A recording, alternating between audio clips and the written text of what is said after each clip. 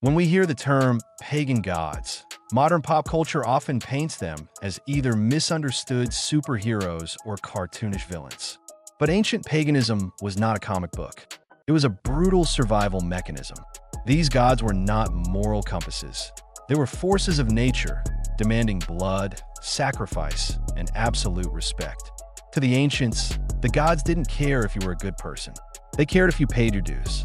Today, we're looking at three distinct stories from different pagan pantheons that prove these deities play by a set of rules where human morality simply did not exist. First, we look north to the Norse Allfather, Odin. Forget the wise, benevolent king of Asgard you see in modern movies.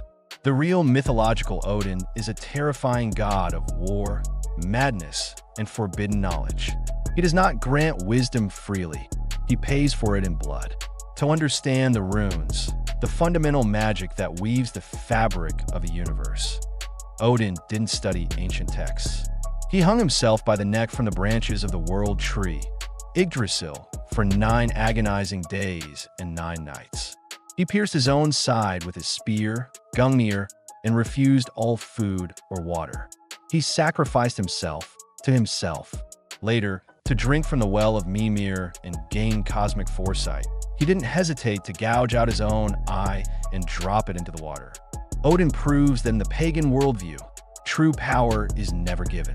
It is extracted through unimaginable self-mutilation. If the chief of the gods must torture himself to survive the coming apocalypse of Ragnarok, what hope does a mere mortal have?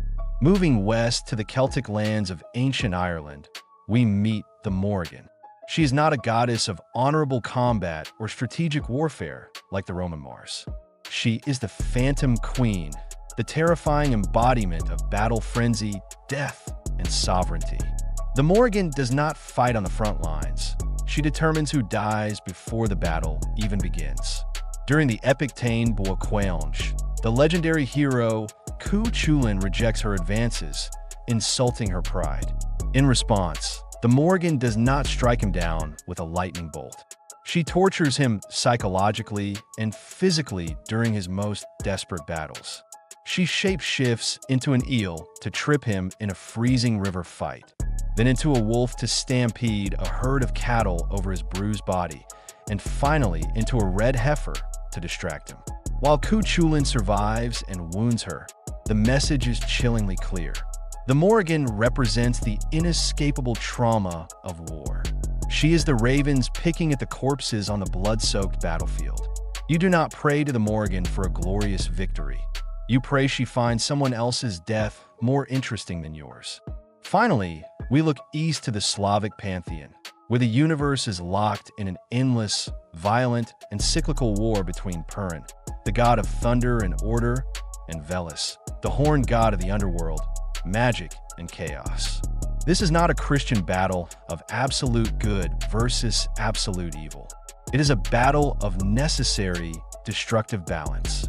Veles routinely slithers up the world tree in the form of a massive, venomous serpent to steal Perun's cattle, his wife, or his children. Perun retaliates by hunting Veles down across the earth and striking him with devastating lightning bolts, eventually killing him and casting his remains back into the underworld. But Veles never dies permanently. Like a snake shedding its skin, he is reborn in the dark, and the cycle begins again. The ancient Slavs understood that chaos cannot be permanently destroyed, only temporarily managed. Summer storms were literally the sparks of this divine war hitting the earth. You worshipped Perun to keep the world spinning and the monsters at bay. But you deeply respected Veles because he ruled the soil, the dead, and the hidden wealth of the earth. These three pantheons share a chilling common denominator. Pagan gods are not your friends. They are not your benevolent protectors unless it directly serves their cosmic interests. They are the brutal, unfiltered realities of an unforgiving ancient world, personified into flesh and magic. Odin represents the devastating cost of survival and knowledge. The Morrigan is the psychological horror and random slaughter of war. Perun and Veles are the violent natural disasters that both destroy the land and water the crops. They demand sacrifice because the earth itself demands sacrifice. You didn't worship them out of love.